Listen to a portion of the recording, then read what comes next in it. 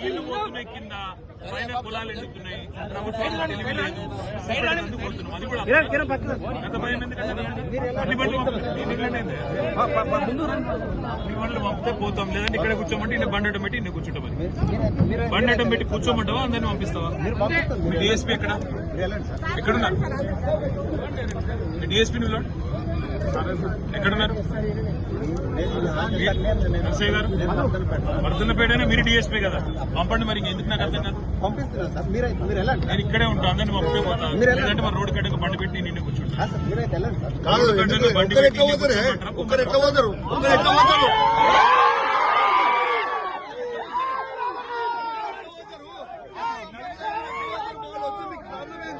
రేవంత్ రెడ్డి ఒక్కడే తిరుగుతుందా రాష్ట్రంలో? రేవంత్ రెడ్డి ఒక్కడే తిరుగుతుందా? రేవంత్ రెడ్డి ఒక్కడే తిరుగుతుందా రాష్ట్రంలో?